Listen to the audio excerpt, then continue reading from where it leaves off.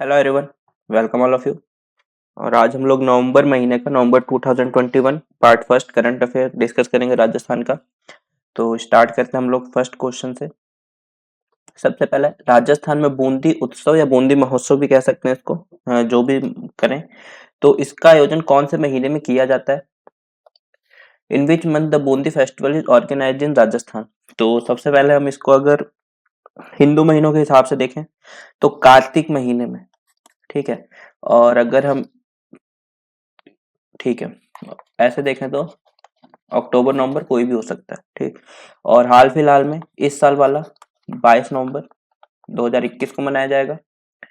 Then हम कुछ एक राजस्थान का जो पर्यटन विभाग है उसके द्वारा मनाए जाने वाले फेस्टिवल है वो देख लेते हैं। गणगौर वर्ल्ड फेमस है, तो ये बनाया जाता है जयपुर।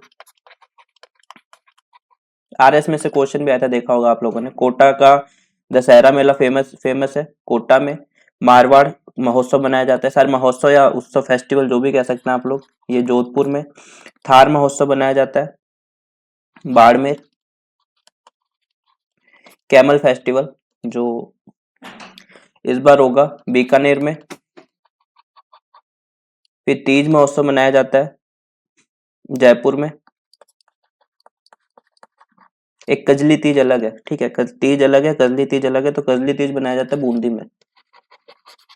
मरु महोत्सव ये है हमारा जैसलमेर का, फरवरी के आसपास, मतलब कैमल फेस्टिवल होगा उसके बाद मरु महोत्सव बनाया जाएगा। फिर मेवाड़ का उदयपुर होगा, ऑब्वियस सी बात है, मेवाड़ महोत्सव।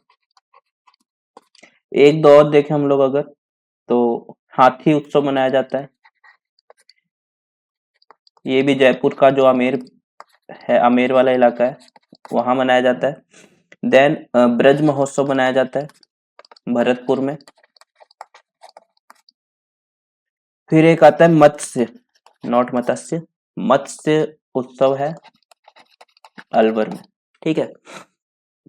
एक मत्स्य नियम पता होगा आप लोगों को, मत्स्य न्याय, सॉरी मत्स्य नियम नहीं, मत्स्य न्याय, जिसको डार्विन ने एक सिद्धांत, बहुत फेमस सिद्धांत है, मत्स्य न्याय ही है वो एक तरह से। ऐसी साइड नोट है थोड़ा, इसको क्या कहते हैं, फिटेस्ट, क्या कहते हैं उसको, मतलब था ना कि जो सबसे फिट होगा वही रहेगा, डार्विन का सिद्धांत था वही है। बड़ी मछली हमेशा छोटी मछली को खा जाती है, छोटी उससे छोटी को, उससे छोटी से को, ये मत्स्य आता है, survival of the fittest rule था। तो ये मत्स्य न्याय होता है, ये थोड़ा साइड नोट था। फिर उसके बाद ठीक है, एक आता है ग्रीष्म महोत्सव और शरद महोत्सव, ये दोनों मनाए जाते हैं हमारे माउंट आबू में, ठीक है। एक चीज और इसमें, जैसे कि हमारा, मैंने बात की राजस्थान पर्यटन जो विभाग है उसके बारे में, तो उसकी अगर जैसे आजकल आप लोग देख रहे हो एग्जाम में डेट वगैरह पूछी जाती है, तो सबसे पहले बना था राजस्थान पर्यटन निदेशालय। तो अगर राजस्थान पर्यटन विभाग की बात की जाए तो सबसे पहले निदेशालय बना था, फिर इसका नाम बदल के क्या कर दिया गया था, विभाग कर दिया गया, और ये क्या गया 1956 में। फिर इसके बाद इसी की एक एजेंसी है आरटीडीसी। आरटीडीसी का मतलब क्या है, राजस्थान पर्यटक, Rajasthan tourist development corporation limited है, तो आरटीडीसी के नाम से जाना जाता है। इसकी स्थापना हुई थी 2000 में, और अगर थोड़ा और डिटेल में जाना हो तो सितंबर में, तारीख शायद 7 या 8 है, एक बार देख लेना, आई थिंक 8 है, ठीक है।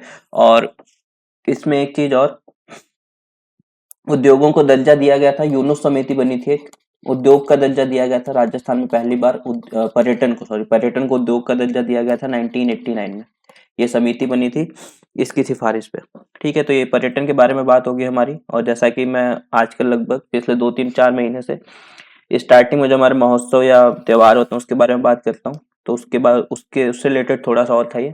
नेक्स्ट है, राजस्थान का प्रथम सौर ऊर्जा पार्क कहाँ पर स्थापित है। देखो क्वेश्चन तो ये काफी पुराना है, लेकिन भड़ेला जोधपुर, ठीक है, ये फेमस है, सबको पता है इसके बारे में। और दूसरा अगर कोई पूछे तो नोक, जैसलमेर। बाकी सोलर पावर प्लांट अलग है, ऊर्जा पार्क अलग होता है, प्लांट अलग बहुत सारे हैं, जैसे अडानी ने भी बना रखा है, राजस्थान अक्षय उद्योग निगम ने भी बना रखा है, 2-3 और हैं, तो मैं टाइम टाइम पे डिस्कस करते रहता हूँ सबके बारे में।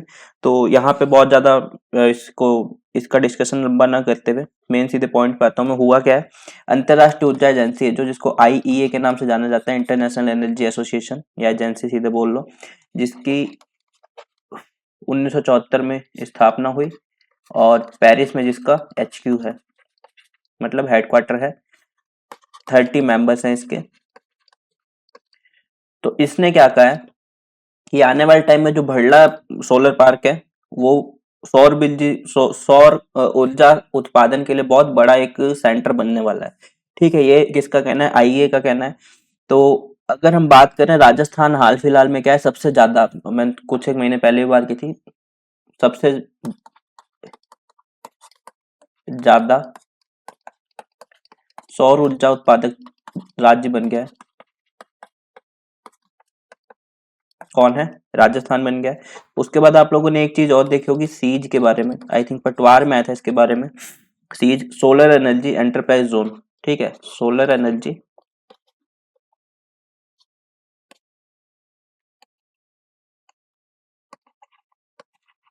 एंटरप्राइज जोन, और इसमें क्या है, जैसलमेर, जोधपुर और बाड़मेर। ठीक, ये है। उसके बाद हमने इसकी भड़ला की बात कर ही ली, लगभग 2250 इतना ही होगा, 45-50 मेगावाट का ये पार्क है, 4 चरणों में पूरा होने वाला है और नोक वाला जैसलमेर में। ठीक है, सौर ऊर्जा की बात होगी।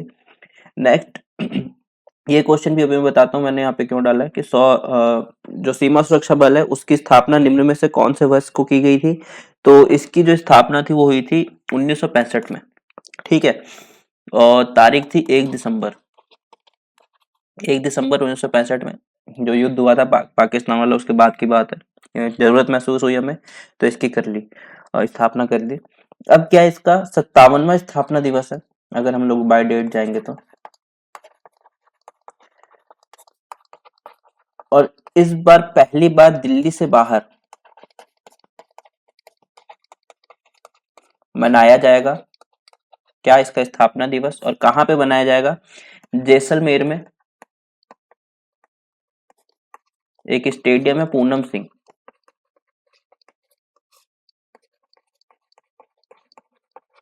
वहां पे स्थापना दिवस मनाया जाएगा इसका। ठीक है, तो बीएसएफ की हमको बात पता ही है एक दो, ऑपरेशन सर्द हवा और ऑपरेशन गर्म हवा, दोनों चलाते हैं लोग, इनकी एक एक्सरसाइज होती है खुद की। उसके बाद कनोट माता का जो मंदिर है वो बीएसएफ की देवी कही जाती है, इन्हीं के द्वारा उनका रख रखाव किया जाता है। उसके बाद एक चीज और है यहाँ पे अगर हम बात करें, ठीक है, प्रोजेक्ट बोल्ड के बारे में पता ही है, काजरी के साथ मिलकर चलाया जा रहा है, बीएसएफ और ये मिलकर चला रहे हैं, मरुस्थल नियंत्रण का है। और इसके बारे में ठीक है, चलो इतना है। नेक्स्ट, खेमराज चौधरी समिति का संबंध निम्न में से किससे है।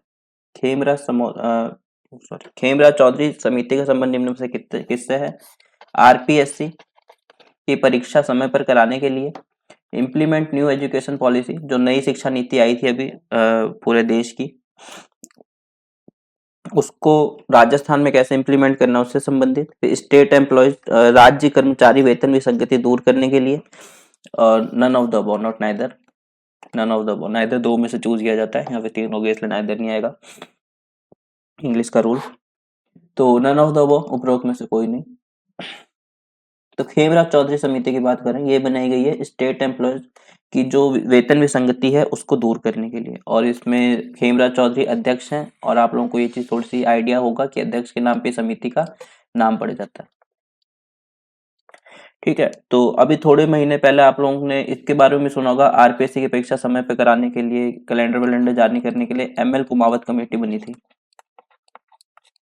एमएल कुमावत समिति। और एजुकेशन पॉलिसी राजस्थान का तो नहीं, अगर इंडिया की बात करें तो किसकी, कौन सी थी, के कस्तूरी रंजन, ये कमेटी बनी थी करने के लिए, ठीक है। तो 3 कमेटीज थी, इनकी हमने बात कर ली। नेक्स्ट है जल जीवन मिशन के तहत ग्रामीण क्षेत्रों में बजट 2021-22 में कितने घरों को पेयजल कनेक्शन से जोड़ने की घोषणा की गई है। तो इसके लिए हम क्या करते हैं, मिलियन, मैंने मिलियन इसलिए लिखा है ताकि आप लोगों को एक आइडिया लग जाए। 1 मिलियन में 10 लाख होते हैं, तो 2 मिलियन में कितने होंगे, 20 लाख होंगे। सेम 1 मिलियन में 10 लाख हुए तो 3 मिलियन में कितने हुए, 30 लाख हुए, ठीक है। बाकी 10 लाख 40 लाख ऑप्शन है, तो इसका आंसर हमारा हो जाएगा 20 लाख। 20 लाख मतलब 2 मिलियन हो गए, ठीक है। इसमें क्या कहा गया था, जल जीवन मिशन JJM 15 अगस्त 2019 को लॉन्च हुआ। ये योजनाओं की डेट बहुत पूछी जा रही है, वीडियो वगैरह एग्जाम के लिए ध्यान रखना है इसको। और इसमें क्या है, 2024 तक हर घर तक कनेक्शन दे देंगे, ठीक, मतलब नल से कनेक्शन दे देंगे ग्रामीण शहरी जो भी हैं।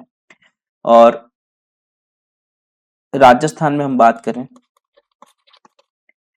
तो 21.10% ये था। फिर बजट 2021-22 में क्या कहा गया कि हम 20 लाख घरों में इस साल और कनेक्शन देंगे, ठीक। ओके, ये तो हो गई हमारी बात इसकी। फिर अगर एक क्वेश्चन और आपने देखा होगा, काफी जगह आया है, अटल भूजल योजना। और इसमें क्या पूछा जाता है कि कौन सी जो विदेशी समिति या बैंक जो भी है उसकी सहायता से करना है, तो वर्ल्ड बैंक और गवर्नमेंट ऑफ इंडिया, इनका क्या शेयर रहेगा, 50-50। ये बहुत बार आ गया क्वेश्चन, काफी एग्जाम में देख लिया गया है। और ये लॉन्च कब हुई थी हमारी, 25 दिसंबर 2019 को। आप 2019 की अगर पूरी ट्रैक देखोगे तो 4 जल की योजनाएं हुई है, जल जीवन मिशन है, ये है, 2 और थी, मेरे को एग्जैक्ट उनके नाम भी नहीं याद। तो 2-2 3-3 महीने के अंदर पे 4 योजनाएं जल से रिलेटेड लॉन्च की थी, मिशन ही थे चारों के चारों, जल जीवन, अटल भूजल थे। इसमें क्या था, 7 स्टेट थे, मतलब इसी का एक रूप है, आप कह सकते हो JJM, ठीक है। 7 स्टेट में नल कनेक्शन देने थे, तो एक दूसरे का ही पर्याय कह सकते हो आप। तो उसमें राजस्थान भी शामिल था, बाकी गुजरात, हरियाणा, यूपी, महाराष्ट्र, मध्य प्रदेश, कर्नाटक, इनके मैं लिखता हूँ 7 स्टेट के 78 डिस्ट्रिक्ट में नल कनेक्शन देना था। और हम बात करें अगर राजस्थान की, तो राजस्थान के 17 डिस्ट्रिक्ट में 876 विलेजेस में। ये अटल भूजल योजना के बारे में था, थोड़ा सा हमने एक रिमाइंड कर लिया, रिमाइंड का एक तरह से याद नहीं होगा तो उस हिसाब से ये, ठीक है। फिर राजस्थान में कृषि प्रसंस्करण, कृषि व्यवसाय, कृषि निर्यात प्रोत्साहन नीति कब आई, कब लागू की गई, agro processing, agri business and agriculture export promotion policy. तो ये क्या था, 2019 में, ठीक है। ये कब लागू की गई, सर सन की बात करें तो 2019, डेट की बात करें तो 17 दिसंबर 2019। 3-4 अगर आप 2000 दिसंबर 2019 की करंट में जाएंगे तो 3-4 पॉलिसीज आई थी इसी महीने में, तो उसके लिए है ये। क्यों बताया मैंने, क्योंकि अभी सौर ऊर्जा नीति RS में पूछी गई थी, अगर आप लोगों ने ध्यान दिया होगा कि राजस्थान में कब लाई गई, तो 2019 में निरोगी राजस्थान थी। वो सब ये एक तरह की योजना तो नहीं कह सकता आप, मिशन ही निरोगी राजस्थान, उसके इसको पूरा करने के लिए जो हमारा महात्मा गांधी आयुष्मान भारत वगैरह है, या चिरंजीवी राजस्थान है, वो सब है, ठीक है। फिर उसके बाद एक थी हमारी सौर ऊर्जा नीति, फिर थी एक हाइब्रिड विंड वाली, हाँ, पवन एवं हाइब्रिड ऊर्जा, ये एक ही महीने में आई थी सारी, निरोगी राजस्थान को अगर छोड़ दिया जाए तो। फिर एक कृषि प्रसंस्करण वाली जो है वो है ही। और कृषि प्रसंस्करण में क्या था, ये इस दिन हुई है और लागू कब तक रहेगी, 21 मार्च 2024 से, ठीक है। बाकी और ज्यादा डिटेल में जानने की जरूरत नहीं लग रही मेरे को इसमें। नेक्स्ट है, देश में पहली बार कौन से राज्य की विधानसभा में बाल सत्र का आयोजन किया गया, मतलब जो बच्चे हैं उनको बुलाया गया था, बाल विधानसभा लगाई गई थी, और देश का पहला राज्य कौन सा बन गया था, राजस्थान, ठीक। इसमें जैसे आप लोग देखोगे न्यूज वगैरह आई थी, न्यूज काफी चली थी उस टाइम, तो ये था अशोक गहलोत की पोती ने खुल के बोला, इसके पोते ने बोला, मतलब जितने मंत्री थे ना आप देखोगे उनके बच्चे तो थे ही थे। तो इसमें पूरा देखो, मैं आपको न्यूज दिखाता हूँ एक बार। राजस्थान में ऐतिहासिक रहा बाल दिवस 14 नवंबर के दिन। बाल दिवस के दिन ऐसा किया गया था। बच्चों ने चलाई विधानसभा, धरना भी दिया, वॉकआउट भी किया। मीन्स जो सदन की पूरी कार्रवाई होती है उसमें मुख्य सचेतक, अध्यक्ष, मतलब जो जो पोस्ट होती सारी बनाई गई थी। 15 राज्यों के 200 बच्चे शामिल थे। ऐसा नहीं सिर्फ राजस्थान के थे, जैसे गुजरात वगैरह से भी बच्चे आए थे। तो 15 राज्यों के 200 बच्चे थे। विपक्ष था, पूरा पक्ष था, मतलब जैसे पूरी विधानसभा होती है एकदम पूरा उनको ट्रेंड मतलब समझा के सब कुछ बताया गया था। और भी है नहीं, ठीक है। बात करें हम राजस्थान की विधानसभा की, तो इसमें टोटल सीट कितनी है? 200। एक भी मनोनीत नहीं है, सारे क्या है, निर्वाचित है। ठीक है, मनोनीत कोई नहीं होता है यहाँ पे, निर्वाचित होता है। और हम बात करें तो आर्टिकल 168, मैक्सिमम कितनी सीट हो सकती है? 500। और मिनिमम 60। कुछ एक्सेप्शन है जहाँ पे 40, 30 ऐसे भी है। ठीक है, तो ये भी पूछा जाता है कि कब कितनी सीट बढ़ी। तो 160 सदस्य थे 1952 में, जब पहली विधानसभा बनी। ये सब क्या था, जब जब परिसीमन होता गया सीट चेंज होती गई। फिर सेकंड में 176 हो गए, थर्ड में भी 176 रहे, फोर्थ में 184, फिर वापस से 184, फिर कितनी होगी 200, और कंटिन्यू 200 चली आ रही है। और पहले नरोत्तम लाल जोशी अध्यक्ष थे। उसके बाद इसमें एक चीज और ध्यान रखना, एक्स्ट्रा एक इन्फो, एक्स्ट्रा तो नहीं कह रहा मैं, मतलब आगे वाली बात बता रहा हूँ। जैसे कि अब वापस से परिसीमन होगा, कब होगा? 2026 के आसपास हम मान के चल सकते हैं, क्योंकि अभी जो 2021 में जनगणना होगी उसमें काफी कुछ चेंजेस देखने को मिलेंगे हमको। और अभी जो सीटों का बंटवारा है वो 1971 वाले पे फिक्स कर रखा है। जनसंख्या नियंत्रण को लेके कोई था पंगा, उसको लेके सीट का बंटवारा 1971 पे, और क्षेत्र का बंटवारा 2001 पे। ठीक, ध्यान रखना इस चीज को, सीट का बंटवारा 1971, क्षेत्र का बंटवारा वो 2001। उसके बाद आने वाले टाइम में जैसे 2021 की जनगणना हो जाएगी, कोरोना की वजह से लेट हो रही है, वरना अब तक आई थिंक इंटरिम डेटा तो आ ही जाता। नहीं, अभी तो 21 चल ही रहा है, अगले साल स्टार्ट होगी अब, तो हमको थोड़ा वेट करना पड़ेगा। तो अगला परिसीमन 2026 में होने के चांस है, उसके बाद सीट बढ़ेगी, तब तक आप सब नौकरी लग लोगे। ठीक है, तो वर्तमान में 15वीं विधानसभा चल रही है। सीपी जोशी उसके सदस्य हैं, महेश जोशी उसके मुख्य सचेतक है। आई थिंक अभी तक वही है क्या, देखना इसको, चेक करना। मुख्य सचेतक अभी चेंज हुआ था काफी बड़ा, उस चेंज के बारे में भी हम देख लेंगे आने वाले वीडियो में, पूरे राजस्थान में। फिर eight which airport was the first heritage terminal of Rajasthan, मतलब राजस्थान का कौन सा ऐसा एयरपोर्ट है जहाँ पे पहला हेरिटेज टर्मिनल स्टार्ट किया गया? तो जयपुर है। और उसके बाद आपको दो नाम पता होना चाहिए, एक तो कोट कासिम, कहाँ पे ये? अलवर में। यहाँ पे इंटरनेशनल एयरपोर्ट बनना प्रस्तावित है। एक शंभूपुरा कोटा का, यहाँ पे भी क्या है, एयरपोर्ट के लिए जमीन का आवंटन हो चुका है। बाकी मैं बात कर चुका हूँ इसके बारे में पहले भी, राजस्थान में हवाई अड्डों के बारे में। तो सैन्य कितने हैं? 6। और नागरिक के, आम नागरिकों के लिए जहाँ पे सैन्य का कुछ लेना देना नहीं है, वो भी कुछ है। तो इसमें सबसे पहले नाम आता है सूरतगढ़, गंगानगर में है जो। फिर बीकानेर का नाल हवाई अड्डा, जो भूमिगत हवाई अड्डा भी है। ठीक है, मतलब वो खुल जाती है, आपको जो जमीन दिखाई देगी वो खुलेगी, उसके अंदर से फाइटर प्लेन वगैरह पड़े रहते हैं वहीं पे। जैसलमेर में है, होना ही होना जरूरी है भी यहाँ पे। तो बाड़मेर, बॉर्डर वाले जितने भी वहां पे हैं सैन्य, ठीक है। जोधपुर, फलौदी, ठीक है, ये सारे के सारे क्या है, बॉर्डर डिस्ट्रिक्ट है। ये गंगानगर में आएगा। नागरिक उड्डयन में सांगानेर इंटरनेशनल भी है, राजस्थान का अभी तक एकमात्र इंटरनेशनल है, या पहला। उसके बाद जोधपुर, जोधपुर में, उदयपुर में, आई थिंक जोधपुर में बोरनाड है क्या, चेक करना है एक बार। उदयपुर, कोटा, बीकानेर का भी हो गया स्टार्ट। वो जो उड़ान योजना थी, उड़े देश का आम नागरिक, उसके तहत ये जो सैन्य हवाई अड्डों से थोड़ा सा हटके नागरिकों को भी दे दिया गया है। जैसलमेर, पर्यटन को बढ़ावा देने की दृष्टि से राजस्थान सरकार ने भी इसको चालू किया है। और ठीक है, इतना बहुत है। नेक्स्ट क्वेश्चन है हमारा, राजस्थान में एकीकृत, in which district has the integrated eye hospital been inaugurated? तो जयपुर में, ठीक है, जयपुर में रघु शर्मा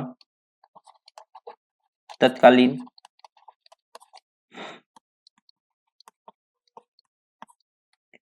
चिकित्सा मंत्री प्रदेश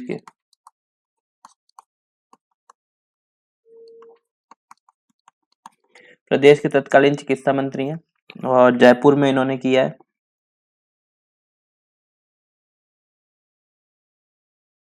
ठीक है, बाकी अवनीला खेरा का थोड़ा ध्यान रखना, जयपुर की ही है और 2 मेडल भी जीते हैं, ब्रांड एम्बेसडर भी बन चुकी हैं, तो इस चक्कर में इनका थोड़ा सा अवनीला खेरा के बारे में ध्यान रखना जयपुर से। फिर प्रगति की रोशनी, एक अभियान कह सकते हैं आप लोग इसको हिंदुस्तान जिंक लिमिटेड के द्वारा चलाया गया और वोकल फॉर लोकल के बारे में आपने सुना होगा, ये नारा दिया था। नारा क्या है, आप इसको अभियान कह सकते हो। कोरोना के टाइम में प्रधानमंत्री मोदी जी ने क्षेत्र विशेष की इकोनॉमी को बढ़ाने के लिए वोकल फॉर लोकल का नारा, उसके बाद हर क्या कहते हैं उसको, पर डिस्ट्रिक्ट एक जो हमारा प्रोडक्ट था, एक डिस्ट्रिक्ट का एक जिला एक उत्पाद योजना थी, उसके तहत राजस्थान के 33 जिलों में, और एक एग्जाम में पूछ भी लिया था कि पाली जिले का एक डिस्ट्रिक्ट वन प्रोडक्ट, हाँ ठीक है, वन डिस्ट्रिक्ट वन प्रोडक्ट के अंतर्गत पाली जिले के अंदर कौन सा प्रोडक्ट आता है, तो दूध उसका आंसर था। और भी काफी कुछ है, कहीं पे सूखे खजूर, कहीं पे सेब, अनार, टमाटर, ये सब चीजें हैं। तो 33 जिलों के 33 लिस्ट है पूरी। अब इसमें यह है कि प्रगति की रोशनी अभियान है वो किसके द्वारा स्टार्ट किया गया, ऑप्शन में आ सकता है हिंदुस्तान जिंक लिमिटेड, या इसका संबंध किससे है, वोकल फॉर लोकल से है। और इसमें क्या था, दिवाली के टाइम पे जो काम करने वाले हैं, ये इसकी न्यूज नहीं है क्या, ठीक है, CSR होता है, सोशल रिस्पॉन्सिबिलिटी, ठीक है, उसके तहत है ये, हिंदुस्तान जिंक लिमिटेड की CSR के तहत है। और एक बात और, इसको हिंदुस्तान जिंक लिमिटेड को CSR अनुपम निधि अवार्ड भी मिला है। ठीक, इसी की बात है, अनुपम, इसी महीने की बात है, अनुपम निधि लीडरशिप अवार्ड। तो इसी CSR एक होता है, सोशल रिस्पॉन्सिबिलिटी होती है किसी कंपनी की। कंपनीज एक्ट 2013 के तहत इसको इंट्रोड्यूस किया गया था, कंपनीज एक्ट 2013 के तहत इसको इंट्रोड्यूस किया गया था। उसके बाद दिवाली पे जो मजदूर परिवार है, जो वो सब है, उनको दिवाली अच्छी मने, इसके लिए प्रगति की रोशनी नामक जो अभियान है वो हिंदुस्तान जिंक लिमिटेड के द्वारा स्टार्ट किया गया। नेक्स्ट है मनीष कुमार शर्मा, शांति और अहिंसा निदेशालय के निदेशक पद पर नियुक्त किए गए हैं। तो यह है निदेशालय, बजट 2019-20 में इस निदेशालय की स्थापना, और देश का पहला राज्य, फर्स्ट स्टेट ऑफ इंडिया, ऐसा निदेशालय स्थापित करने वाला, इसका निदेशक अभी किसको बनाया गया, मनीष कुमार शर्मा को। आपको एक चीज और ध्यान होगी, BN शर्मा, अगर आपको नाम याद हो, ये भी सही है नाम, थोड़ा आप लोगों को पता होना चाहिए इसके बारे में। क्या पता होना चाहिए कि Mahatma Gandhi institute of governance and social science, ठीक है, इसकी स्थापना की गई जयपुर में। तो किस पे, पुणे महाराष्ट्र में, पुणे मुंबई में बना हुआ है, तो उसकी तर्ज पे की गई है। इसके जो निदेशक हैं वो कौन है, BN शर्मा, ठीक है, हो गया इतना। एक चीज और थी, fintech university, fintech park, I think university के बारे में आ गया था कहीं पे, पार्क के बारे में बताना हमको, जोधपुर, और यह है जयपुर में। ठीक, ये चीज याद रखना दोनों। नेक्स्ट है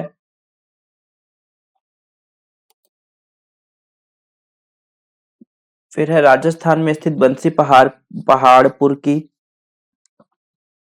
पहाड़ियां कौन से जिले में स्थित है, मतलब बंसी पहाड़पुर कहाँ पे स्थित है, ये काफी बार मैं डिस्कस कर चुका हूँ। इसका संबंध है, चलो ऑप्शन भरतपुर है, इसका संबंध अयोध्या मंदिर से भी है, क्योंकि अयोध्या का जो मंदिर बन रहा है वहां पे यहाँ का जो पत्थर है वो भेजा जाएगा। चर्चा में क्या है, अवैध खनन की वजह से, मतलब पट्टा नहीं है और पट्टे की प्रक्रिया चल रही है, उसके बाद भी यहाँ से अवैध खनन होता जा रहा है बंसी पहाड़पुर की पहाड़ियों से। और आप काफी बार न्यूज में भी देखते होंगे पहाड़ के पहाड़ गायब हो रहे हैं राजस्थान में, अरावली के काफी पहाड़ गायब हो गए। उसका रीजन यही रहता है कि लोग अवैध खनन करते हैं। पहाड़ गायब होने का मतलब, चोरी होने का मतलब कि लोग आ रहे हैं उसके पत्थर निकाल निकाल के ले जा रहे हैं और यूज कर रहे हैं, कोई लेना देना है नहीं, मतलब समझ जाओ अब इसमें। ठीक, क्या ही बोले, प्रशासन शासन सब मिले हुए हैं, उसके बिना ये काम हो नहीं सकता कि पहाड़ के पहाड़ गायब हो जाएं। और उसके बाद इसका देखो मेन, पहाड़ गायब होने से इकोलॉजी तो प्रभावित होती है उस क्षेत्र की, जो मरुस्थल का प्रसार है वो और बढ़ रहा है पूर्व की तरफ। ठीक है, पहाड़ों ने जो रोक रखा था, अब ये पहाड़ हट जाने की वजह से पूर्व की तरफ मरुस्थल का प्रसार होगा, जो पूरी की पूरी जियोलॉजी है उसको चेंज कर सकता है। ठीक है, नेक्स्ट है recently Abheda, Abheda zoo has been recognized biological park by, recognize किया मतलब बनाया नहीं है, उसको ये कहा है कि हाँ इसको बायोलॉजिकल पार्क बनाया जा सकता है। तो बायोलॉजिकल पार्क को बायोलॉजिकल पार्क किया। तो ये कौन से जिले में स्थित है अभेड़ा का? आखेट निषेध क्षेत्र भी है ये, आई थिंक चिड़ियाघर भी है अभेड़ा, आपको नाम सुनते ही दिमाग में आ जाना चाहिए कोटा। ठीक है, और बात करें CZA सेंट्रल जू अथॉरिटी, इसकी स्थापना 1992 में हुई है। हम बात करें अगर राजस्थान के सबसे पहले जू की, ठीक है, फर्स्ट जू राजस्थान का जयपुर, सबसे पुराना भी है 1876 में, और राम सिंह नाम का राजा था उसके द्वारा था। इसकी खासियत क्या थी, घड़ियाल प्रजनन केंद्र हुआ करता था।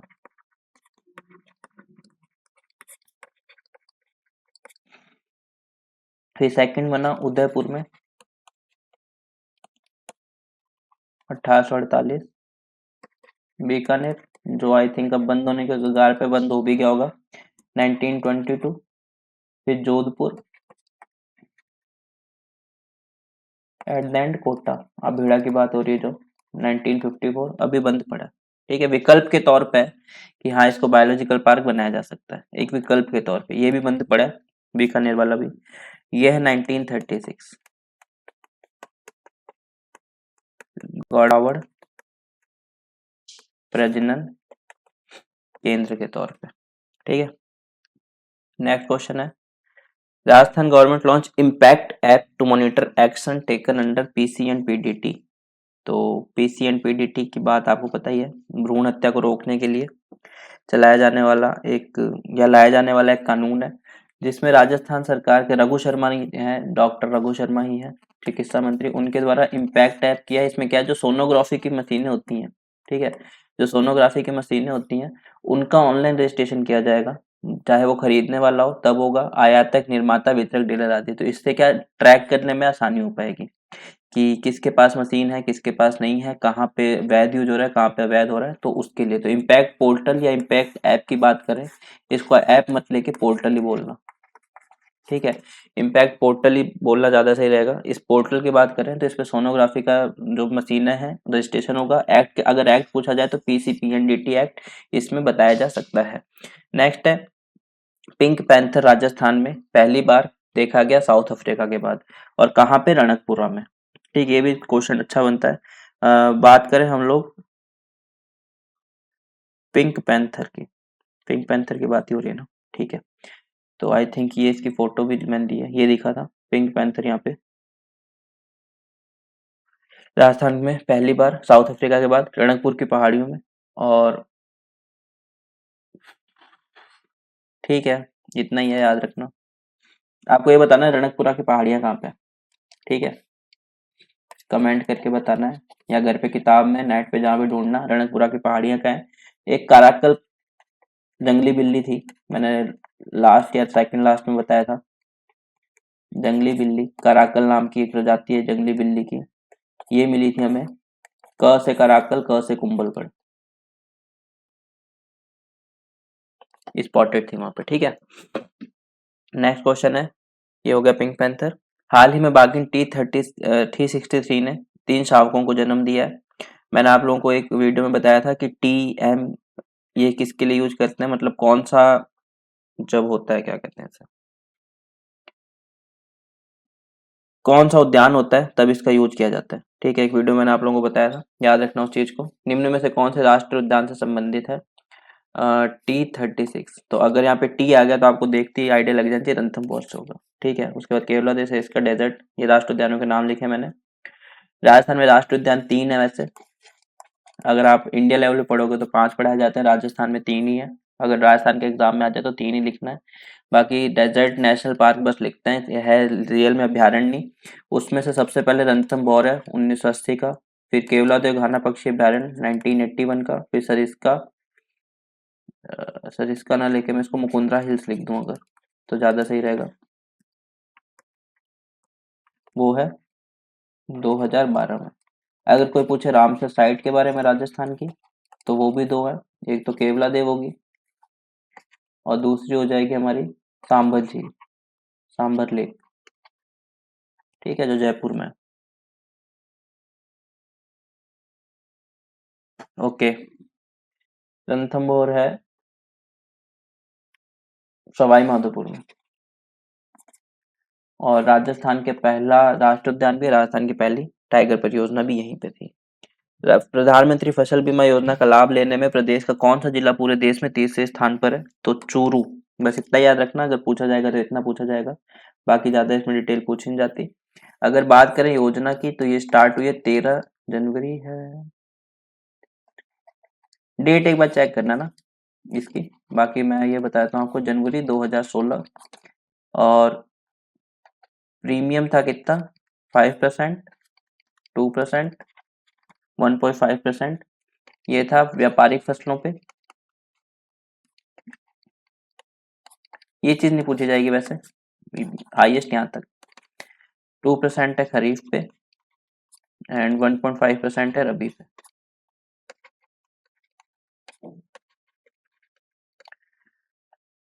ठीक है,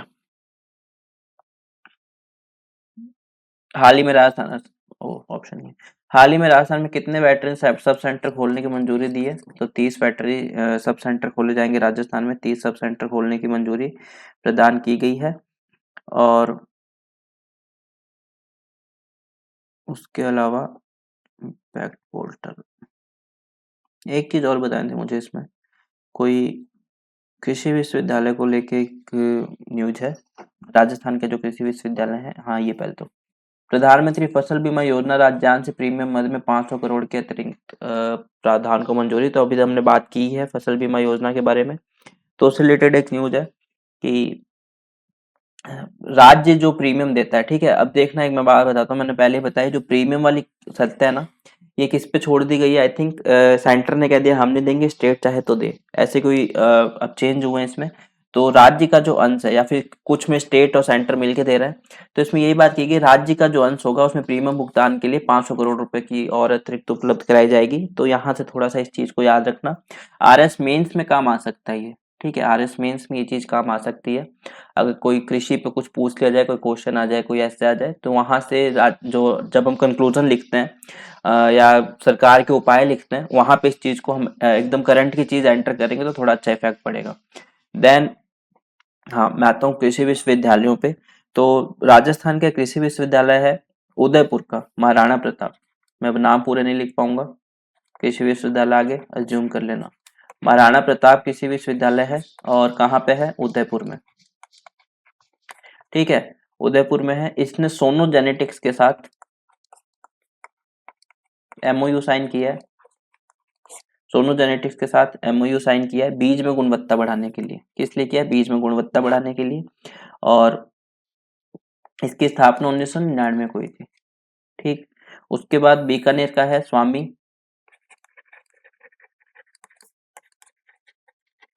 केशवानंद कृषि विश्वविद्यालय, बीकानेर में है।